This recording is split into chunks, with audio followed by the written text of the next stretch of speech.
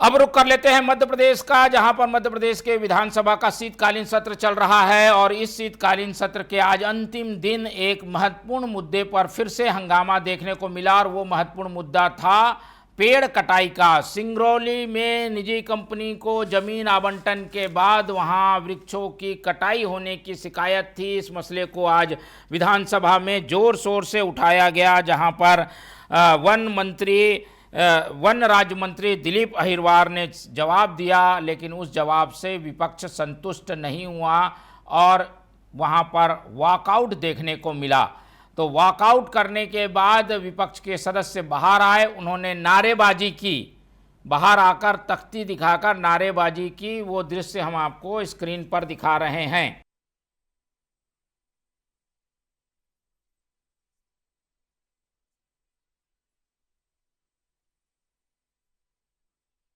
बता रहे हैं विधानसभा में जमकर हंगामा हुआ। वॉकआउट कर कांग्रेस के विधायक बाहर आए और बाहर आकर उन्होंने विरोध जताया। विरोध जताते हुए कांग्रेस के विधायकों को आप स्क्रीन पर देख पा रहे होंगे, जहां पर नारेबाजी कर विरोध जता रहे हैं। इनका आरोप है कि सिंगरौली जिले में जंगल में से करीब 6 लाख पेड़ों की कटाई हो गई है। इस मसले पर संतोषजनक जवाब वन मंत्री की ओर से नहीं आया, जिसके बाद विरोध जताते हुए कांग्रेस नेताओं ने तीखी प्रतिक्रियाएं दी है। सबसे पहले आपको सुनाते हैं आदिवासी नेता विक्रांत भूरिया का बयान। विक्रांत भूरिया का बयान आपको सुनाते हैं।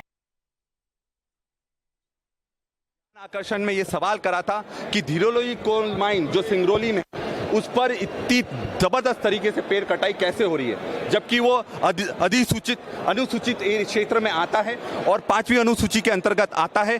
तो जब मंत्री जी ने जवाब दिया कि वो 5वीं अनुसूची नहीं, पर हमारे पास जो दस्तावेज है उसमें साफ होता है कि 2023 तक वो 5वीं अनुसूची क्षेत्र में आता था और ये लोकसभा में जवाब दिया गया है। ऐसा नहीं है कि कोई यहाँ पर जवाब दिया गया है जहाँ पर झूठ का बोलबाला है।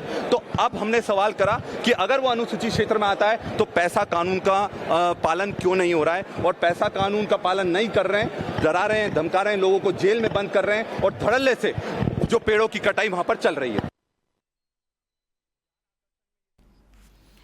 तो देखिए, आदिवासी नेता विक्रांत भूरिया इस मसले को जोर शोर से उठा रहे हैं। उनका कहना है कि पेड़ों की अवैध कटाई की गई है और इस संबंध में सरकार जवाब देने को तैयार नहीं है और यही विवाद की वजह रहा। वॉकआउट कर विरोध जताया गया।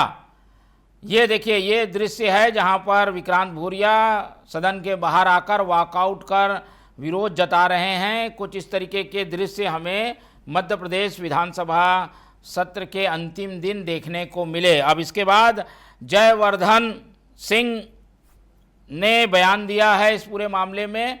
आइए आपको सुनाते हैं जयवर्धन सिंह का बयान। धीरोली कोल ब्लॉक जो दिया गया अडानी समूह को 2023 में लोकसभा में तत्कालीन सांसद डॉक्टर शालिनी सिंह ने यही प्रश्न पूछा था और उत्तर में उस समय के कोयला मंत्री प्रहलाद जोशी ने उत्तर दिया कि धीरोली कोल ब्लॉक का पूरा क्षेत्र आ रहा है 5वीं अनुसूची में, आ रहा है पैसा कानून के अधीन। लेकिन ऐसा क्या हुआ 2023 और 25 के बीच में कि इसको हटाया गया पैसा कानून से? तो इसमें जब हमने ये प्रश्न पूछा मंत्री जी से, वो कोई उत्तर नहीं दे पाए, चुप रह गए। जबकि ये दायित्व है माननीय वन मंत्री जी का कि वो हमारे वनों का ख्याल रखे, वनों को बढ़ावा दे। चलिए, जंगल बचे सबकी यही इच्छा है और इसीलिए कांग्रेस इस मसले को जोर शोर से उठा रही है। लेकिन वहां उद्योग लगने हैं, जमीन का आवंटन हो चुका है और इसीलिए पेड़ों की कटाई के कुछ साक्ष्य विपक्ष को मिले हैं जिसे मुद्दा बनाया जा रहा है। लेकिन बीजेपी की ओर से भी इसका जवाब आया है।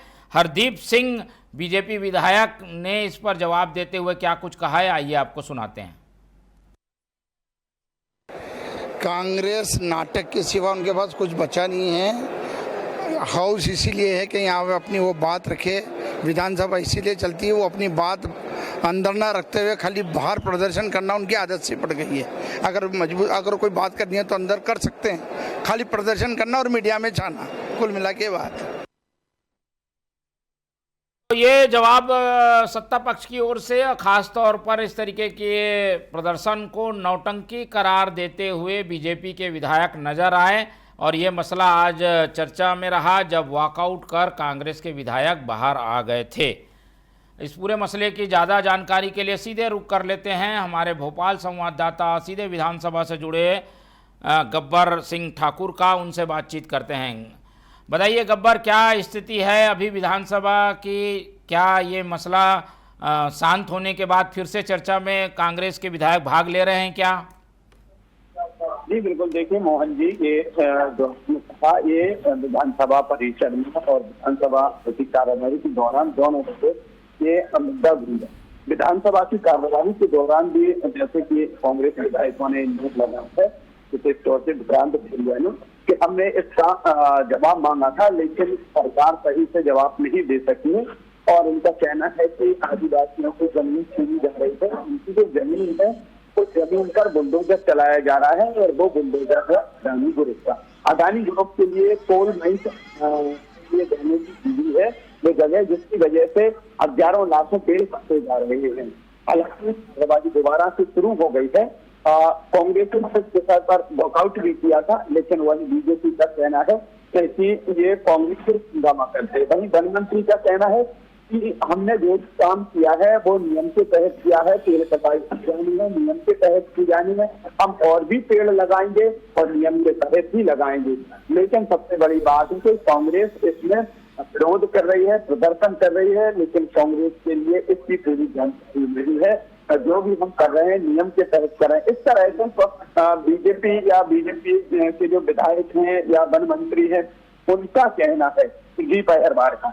लेकिन बात यह है कि जिस तरह से इल्जाम लगाया जा रहा है, जैसे विक्रांत भूरिया अभी कुछ दिन पहले उसी जगह पर गए हुए थे जहाँ पर कोल माइंस लगाई जानी है, जो जमीन अदानी ग्रुप के लिए सिंगरौली में दी गई है। तो विक्रांत भूरिया ने वहां से अपना एक वीडियो जारी किया था कि इस जगह पे पहुंच सके हैं। हमारे जो साथी हैं उनके लिए पुलिस ने गिरफ्तार कर लिया है। हम उस जगह पहुंच नहीं पा रहे हैं, लेकिन हम चोरी छुपे उस जगह पर पहुंचे हैं जहाँ पर पेड़ कटाई की जा रही है, जहाँ पर कोल माइंस बनाई जानी है, कोल माइंस लगाई जानी है। तो कुल मिलाकर के कहा जाए तो देश में ये बहुत बड़ा मुद्दा बनाया हुआ है कोल माइंस।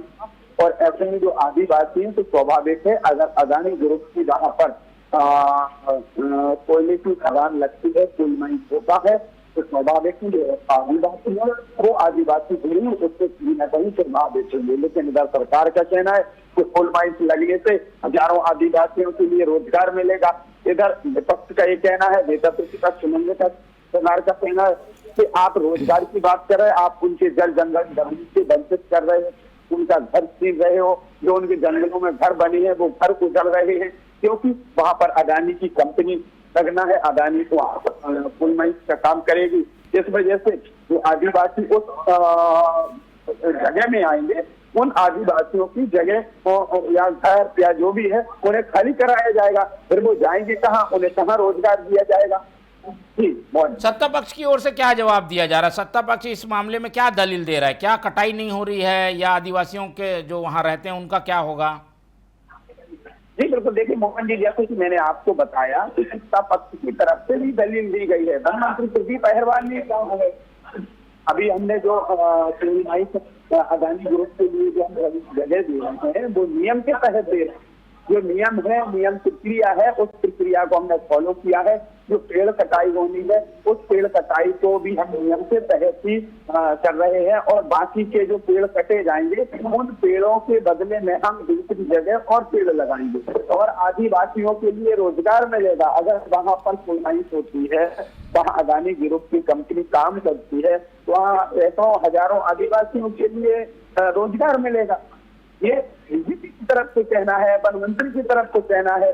लेकिन बड़ी बात यह है कि इधर सत्ता पक्ष की जगह विपक्ष का इल्जाम है कि अगर आप उनको रोजगार की बात कर रहे हैं तो आप उनके घर क्यों उजाड़ रहे हैं? अब उनके घर जो जंगल में बने हुए हैं, जो अदानी ग्रुप को जो जगह दी है, जो जमीन दी है, वो जमीन के बीच में जहाँ वो आ रहे हैं तो उनके स्वाभाविक घर उजड़ेंगे, उनके घर टूटेंगे, उनको अलग किया जाएगा। वहां से आदिवासियों को हटाया जा रहा है। अगर कोई आदिवासी वहां पर कुछ आवाज उठाता है तो मामले दर्ज किए जा रहे हैं। तो इधर सत्ता पक्ष कह रहा है कि नहीं उन्हें रोजगार दिया जाएगा और हम नियम के तहत काम कर रहे हैं। चलिए, तो बहुत धन्यवाद आपका गब्बर, हमारे साथ जानकारी साझा करने के लिए। विधानसभा में गर्मागर्म बहस हुई, वॉकआउट हुआ, लेकिन अब फिर से कार्यवाही में कांग्रेस के विधायक भाग ले रहे हैं, लेकिन इस मुद्दे ने सबका ध्यान जरूर खींच लिया है। अब कांग्रेस चाहती है कि पेड़ों की कटाई ना हो और वहाँ जो आदिवासी रहते हैं उनके साथ कोई अन्याय ना हो, उद्योग भले लगें। तो इस तरीके के नियम विरुद्ध कटाई को लेकर आज विधानसभा में जमकर मुद्दा गूंजा।